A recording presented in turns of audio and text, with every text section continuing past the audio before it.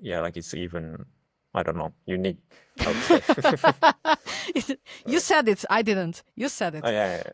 yeah, I know. I think.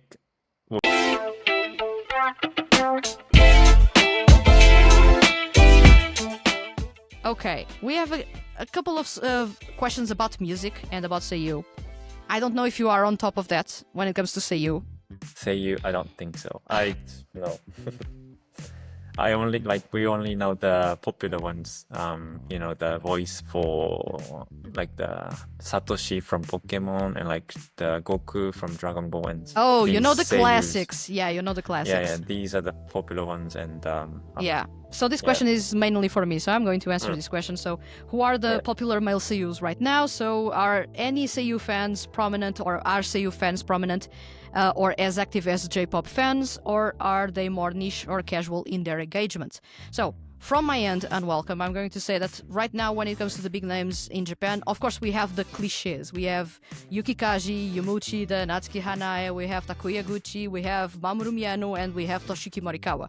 Those are the big ones. We already know them. They are everywhere when it comes to anime. But when it comes to the big names or the names that are emerging right now, I would say right now we have Ryota Suzuki, Taito Ban, Chiaki Kobayashi, Katsuyuki Konishi, and Takeo Otsuka. I believe those are the big names right now. They are also either they are big names because they are young and they are getting a lot of attention right now by the younger part of the fandom, or they are veterans and they are getting a resurgence in attention, I would say. In this case, Katsuyuki Konishi is a big example of that. He's already 50 years old and now has become more popular than he was when he was 20. So this is something that is really impressive when it comes to the side of the anime fandom. Now, when it comes to the Seiyuu fans being more prominent or active as J-pop fans, I feel that in this case, I would say J-pop fans are more active and more visible, I would say, more because they have the way that they engage with the music, which is a bit different how they engage with Seiyuu. Seiyuu are still really private, mostly, and J-pop groups are actually not as private. They need to be out there and fans are out there. So I would say J-pop fans are more active and they are more prominent. As anime fans are still a niche. For example, in Japan, anime fans are mostly men, not necessarily women. Women still represent a really small portion of the anime fan base and the Seiyuu fan base specifically. But we see, for example, when it comes outside to international fans, that male Seiyuu, in this case, not necessarily female Seiyuu, but male Seiyuu, are getting more and more fans from international fans than female Seiyuu. I would say mostly because they have the looks playing to their favor, and they have the fact that they are also singing, they are dancing, they are in massive projects, they are participating in not only anime, but they are also participating in 2D music projects, rapping, singing, and screaming, and doing everything when it comes to a wide variety of music genres. So I would say that's the brunt of that. So that's the question answered for Unwelcome. Apologies because Kotaro is not that big of a fan of Seiyuu. But yeah, we have that one done on our end. And of course, in this case, we have another question by Unwelcome. How much mainstream attention does Seiyuu music receive in Japan? For example, Kotaro, when you were in Japan last time around, did you actually see anything about Seiyuu on the street? Do you see any conversation about Seiyuu or something like that? I don't think so. I think, Seiyuu, I mean, I'm not the right person to talk, but I think it's not like actor, like we don't see the face and we don't really recognize and appreciate what they are doing, like for just regular people. But we really watch animes and stuff like this, but we don't have massive culture of Seiyuu. And it's correct. You're right that I didn't really see anything about Seiyuu. I mean, I don't know, it depends where you go. If you go to, I don't know, like Ikebukuro or Akihabara, then you might see more stuff like this, anime related. Mm-hmm. But for me, no. Yeah, I felt the same when I went there. It's not as common. We may think that Seiyuu are a big thing because that's the bubble that we live in as fans. But when we go there, we notice that J-pop is massive, K-pop is even more. actors are even more massive, but Seiyuu are barely mentioned. Unless you go to an anime store, and then you are going to for sure seeing something about Seiyuu. Otherwise, Seiyuu is basically something that is not out there as much. We think it is because we've seen, for example, Yukikaji and Takuyaguchi and Natsuki Hanae actually going to France, to the US, and everything else for conventions. That's massive for Japanese, for any Japanese people, and in this case for Seiyuu specifically, because that's an industry that is not as well seen outside as other parts of the entertainment industry in Japan. For example, almost everyone knows who is Oguri-shun, but not everyone knows who is Yukikaji. That's a big difference, because movies is one thing, anime is another. Although we think that Yukikaji is one of the biggest names, and he is the biggest name in anime right now because of Attack on Titan, he still is not as big as, I would say, Oguri-shun, which most people know about, which is a massive difference there. So we sort of live in a bubble, and we think that this is a topic that is bigger than it is. But when we visit Japan, we'll notice quite easily how Seiyuu are not as visible. Even if they are now showing their faces, singing and appearing on TV and everything else, they are still not as visible as we think. So that's the main idea here, I would say. More. What do we have here? This one, since you are not a fan of Seiyuu, I'm not going to ask this one. I had a couple of ones that people wanted to know who was your favorite Seiyuu. This was kind of interesting, but since you don't pay that much attention, I'm not going to ask those ones. Now, let's see. I believe I only have 2 more questions, so you are off the hook after that. So, another question that we have here when it comes to Japanese culture is, what does a typical day look like in Japan? So let's say I'm in Japan, I'm working there. So how it is my typical day if I'm in Japan? Again, it's depending on the person. Yeah, and the industry. Industry. But regular people like me, my friends, and someone not that far from, like me, I think. Or if you're working, then you just wake up at, I don't know, around 7 or something. 7 or even 6, because usually if you're working, usually you don't live right next to your workplace. And exactly. It's really common, like, because I'm from Tokyo and like Chiba, so it's really common to spend 1 to 1.5 hours. I mean, it could be 2. Commute, for 2 hours for commute. So that's why we wake up early, even though we start only at 9 or stuff like this. And then you have 1 hour break. You probably use your smartphone to watch favorite YouTuber's video on the, like, I don't know, canteen. Without talking to anybody. No, because I'm imagining like what people around of me was doing, like in the Lumine, like shopping mall. Shop clerks, and we have the restroom, and they go there for the break. They don't even talk to like someone. Like it's I don't know. Like it's often alone.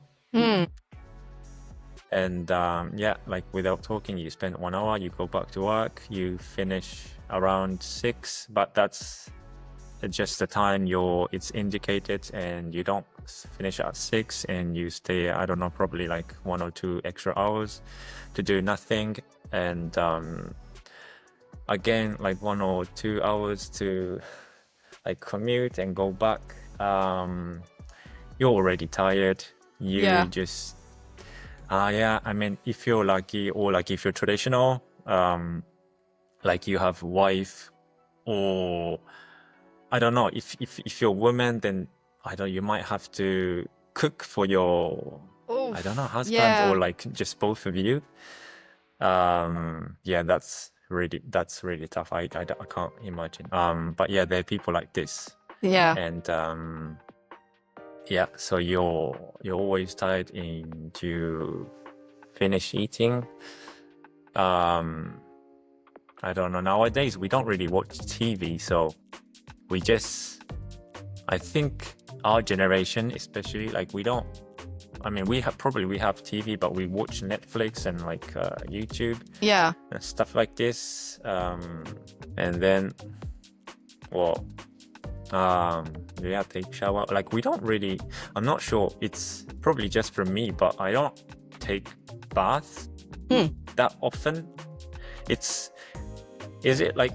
probably not misconception, but I think people, like Japan is really like has big culture of like bathing, culture, and we have bath, but I'm not a huge fan of the bath, and I just finished with shower, and but for others I don't know. Yeah, now that you mentioned that, I have a question, because there's a big community around the onsen and the public baths. Yeah. I feel from a foreigner perspective, that's a bit awkward to get naked around people that I don't know. Oh yeah, you're right. Yeah. I don't feel comfortable neither. I don't. Yeah, like my dad took me to the public bath once or twice when I was like small, but I didn't really get comfortable with this, and still not. But my friends, they're different. Like they're really fun of the bath place.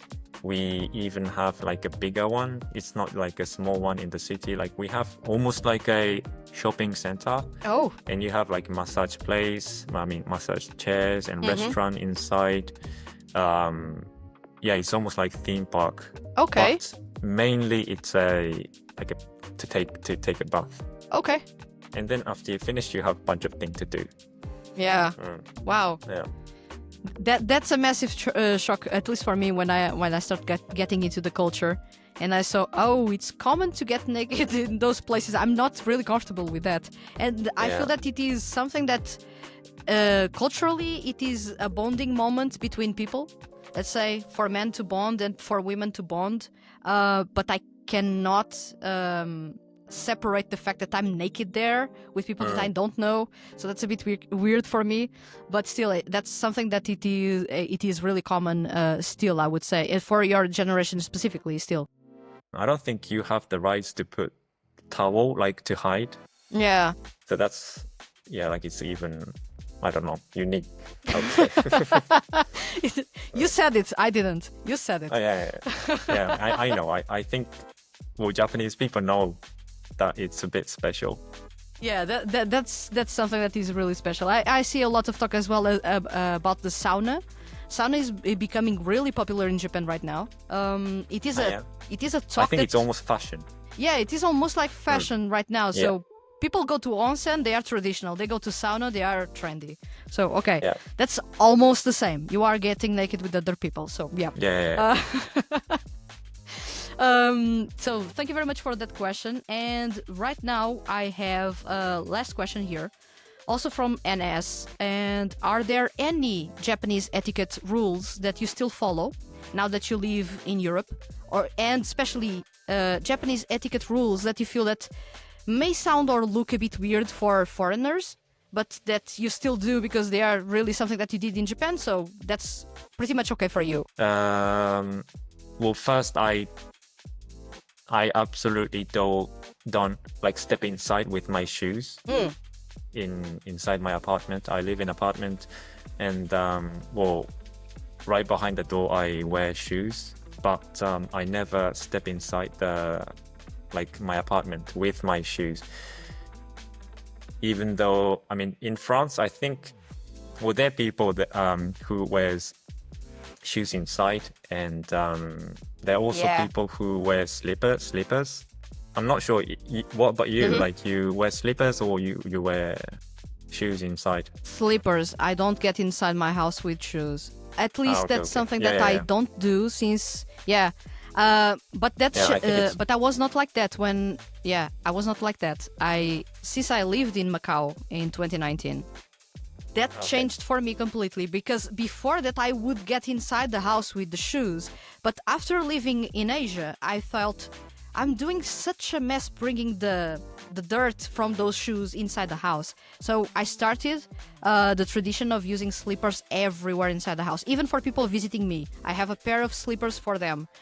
They don't get inside the house with their shoes anymore since I returned from Asia, of course. Yeah, but in Japan we have the place called Genkan, and it's where you can remove your shoes. So it's okay to go inside the house with shoes, but you don't bring this, like the sand or like dust at the bottom of your shoes to your like house where you step just, I don't know, barefoot or slippers. Yeah. I feel that that's something that I would love to have in my house, that when I was there in Japan, I loved to leave those shoes at the entrance and then step that on the floor and then get inside with the slippers on. That's really something that I love a whole lot. And that's something that I appreciate a lot. I feel that in Europe, we do have some people that actually do that. Northern countries, for example, Sweden, Norway, they usually are like that. They don't enter their houses with their shoes on. They use slippers. But other places in Europe, it is chaotic as hell. For example, here in Portugal, it is common for people to visit you and get inside your house with their shoes on, and you are already screaming, please no, the carpet, no, please no, and they are already in your carpet messing it up. So I feel that actually bringing that tradition here, I would say that's part of the Japanese etiquette in some way. That's a positive, yeah. One more thing. Wait, what I want to say. なんだっけ? I was eating around 6 p.m. in Japan. Oh.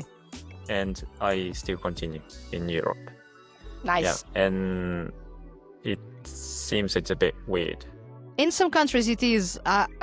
That's a culture shock that I had recently with a friend of mine in Spain, because they say, oh, we have dinner at 11 or 10 p.m. Yeah. And I'm thinking, well, at the time I'm already in bed. So that's a bit weird. And when I said that usually here in Portugal we actually have dinner at 7 p.m, they were really shocked.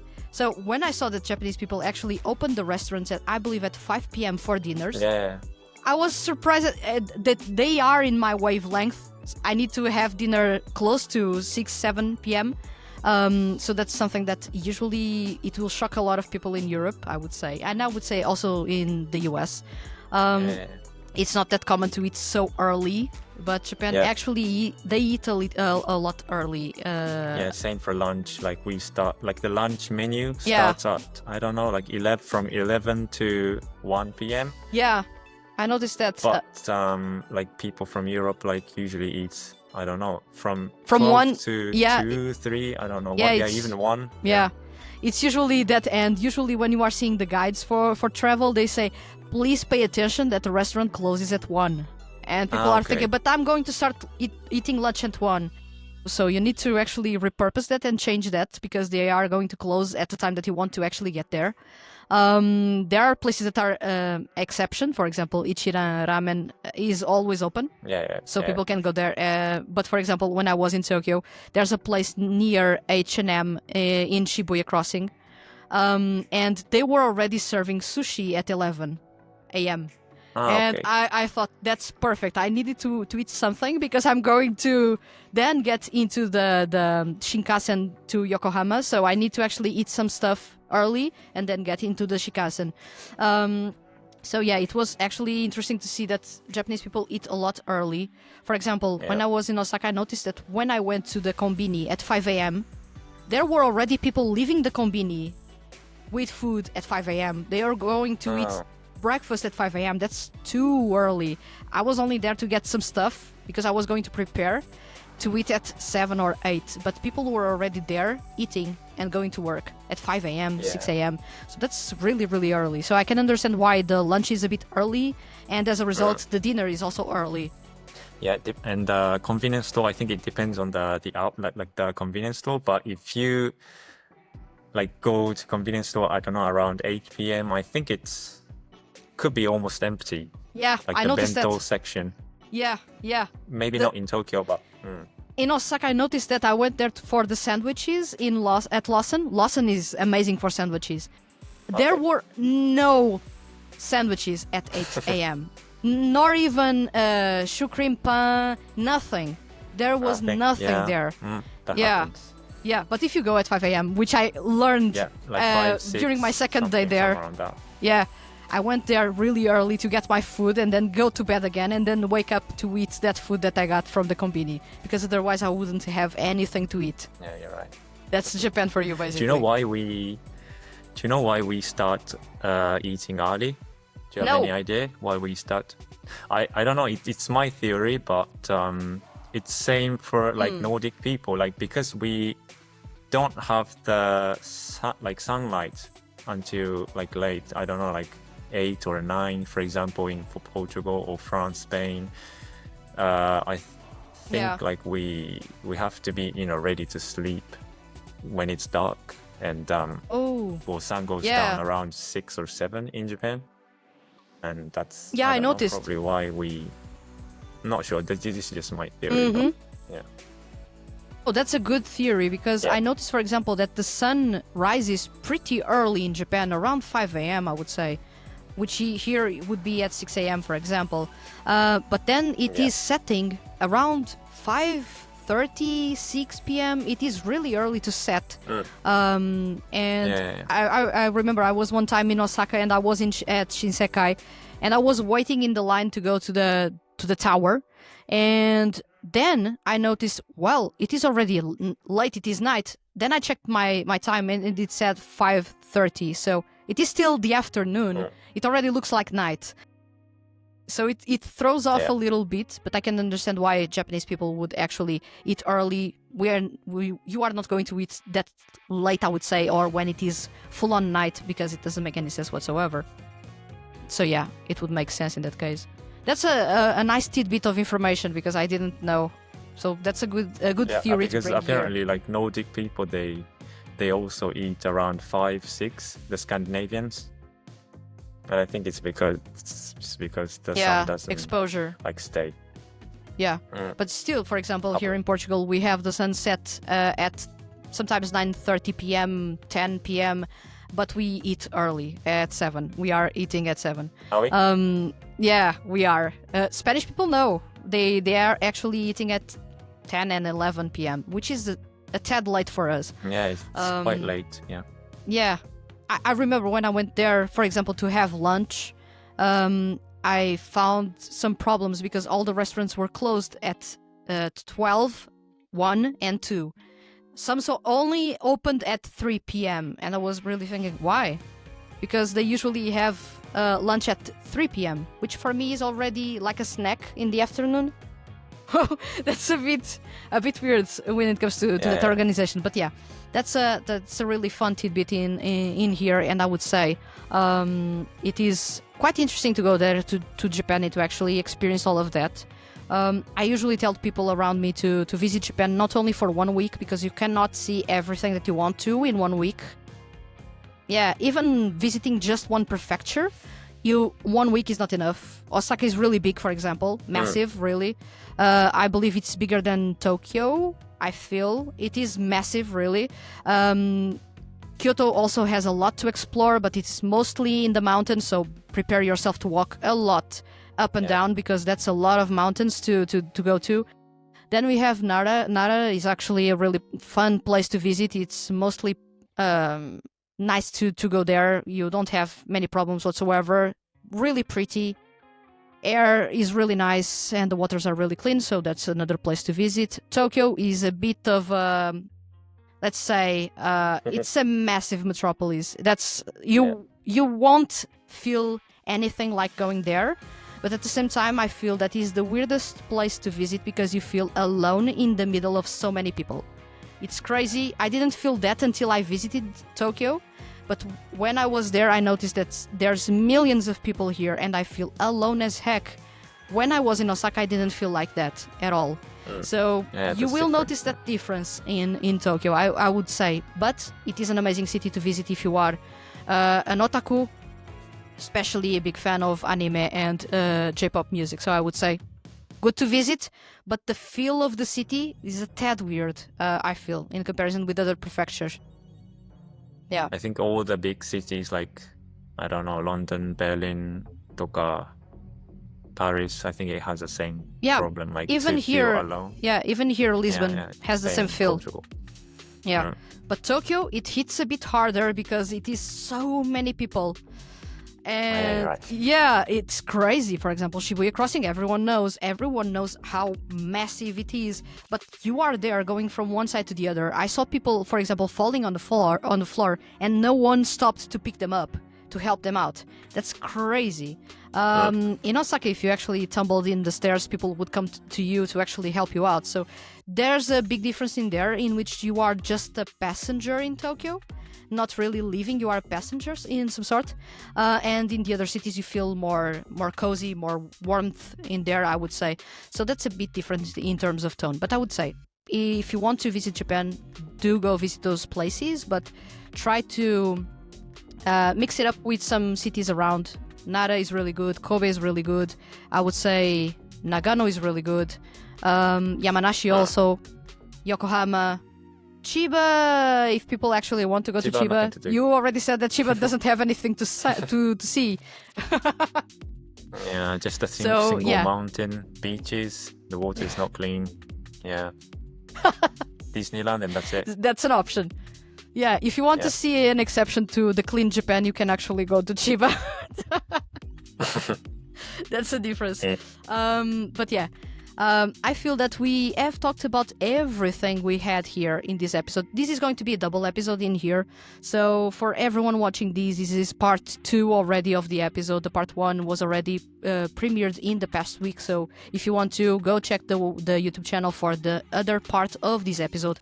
Also, when it comes to what we were talking about Japanese culture, we were talking about learning to speak Japanese, and as well talking a little bit about the Seiyuu and music and how those communities are there working. But of course, we need to talk about what Kotaro does on the side. Kotaro right now is a Japanese speaking tutor. So if you want to learn to speak really good Japanese without actually having to follow let's say a textbook in some capacity, you have Kotaro here. I'm going to leave a link in the description below for you to find where Kotaro is actually giving those classes. It is on Preply in case you want to check it out, and you are going to have a link there for you to check. You have the trial. The trial is actually half the price of a normal class, I believe. For you to test, for you to test how it is a class with Kotaro. But I'm going to leave you to tell everyone how it is the first class that you give in that trial, for people to know what you are going to do and what they are going to learn. So it's basically same like as we started on Preply with Vanessa. We just talk about a little bit of ourselves, and then like it's just a open conversation. You can use Japanese as much as you are comfortable to, and then if you're not comfortable, then you can always ask me like how to say blah blah, and I always help you using English or just explaining in Japanese if you can understand. And that's how it goes. And after that, we can select a certain topic. If we want to continue, then we do the same thing, like it's a repeat. And it's really important to output what you learned. So practice makes like Japanese perfect, and that's what I offer. Yeah, exactly. So I would say, do not be shy. Kotaro is actually a pretty fun person to have on your end, and he's actually quite patient, because I know my Japanese sucks, and he's quite awesome dealing with my weird Japanese from time to time. So I would say you will find links below. Of course, Kotaro also has a Japanese learning podcast that you can actually check it out. Episodes go from 1 or 2 minutes to 20 minutes, I believe. Your longest episode is 20 minutes. The long one, so people can continue 20, but I don't know if you are going to continue with the long episode, so I'm going to say between 2 and 20 minutes. And you can actually learn about specific topics, one topic per episode, and you will have as well subtitles to follow in hiragana that will help you, hiragana and basic kanji, that will help you to understand better how to read and speak Japanese. You are going to learn basically two things at the same time, and I feel that you have a lot of value there. So I'm going to leave the links below as well for Preply, for the classes with Kotaro, as well as his podcast that you can check it out after this episode wraps up. So I would say, Kotaro, do you want to say anything to our listeners or viewers? If you want to, you can basically take the stage. I don't know. I felt weird at first, but I think I really enjoyed to join your the Q&A with your listeners with Vanessa, and I think it's really nice. It was really nice to be here, and thanks for the questions. And I'm not sure if it was the best answers, but I hope we can do something like same thing like next time or second time or I was going to say these because Unwelcome, one of our viewers, was actually asking if you can basically return to this episode or to this podcast, let's say, and actually do something like a blind listen of music and talk about the music that we are listening to. For example, I give you a list of Seiyuu music and you listen to it and say if you like it or not, and we talk about that for an episode or two. So they were actually asking, both Unwelcome and Moran, they were asking for you to come to the podcast to talk about the music as you listen to the music. So that would be interesting because you understand Japanese much better than I. Nice. For sure. And it would be interesting for you to actually discover Seiyuu music, which is weird to say because nice. It's weird to say because you are Japanese, so you would be exposed to this more likely than I am, but actually I'm the one actually bringing you the music for you to discover. But we can do that sometime soon. I believe that if people actually enjoy these episodes, and please let me know in the comments if you actually enjoyed these episodes, and if you want Kotaro back, I'm going to bring Kotaro back, no matter what Kotaro may say. So I'm going to drag you to this podcast again, Kotaro, for sure. You are not escaping me anytime soon. Thank you very much to everyone for watching this episode. As always, you can leave questions below. I will answer any of those. If you have any questions for Kotaro, please leave those there. If we have another episode soon about Seiyuu music or 2D music and Kotaro is a guest, I'm going to bring those questions to him as well. So don't be shy, leave those questions there. And if you want to actually get into speaking Japanese more fluently, and I would recommend actually taking classes with Kotaro. So this was sort of an advert here. I don't want to be basically doing an advert here, but I'm doing. But it's if they're comfortable, if they want to, they can come. So no problem whatsoever. So I'm going now to follow the script for the final part, because otherwise I'm not going to remember that. So if you enjoyed this episode and don't want to miss the Hand That Feeds HQ's weekly mail Seiyuu and music related content, hit the subscribe button. And if you are listening to this episode on a podcast listening platform, please consider following the podcast and leaving a review. Leaving a review is really simple and helps other people find this podcast and fall in love with male Seiyuu artists and 2D groups. I'll return next week with another episode of Seiyuu Lounge. Thank you for listening, and see you guys around.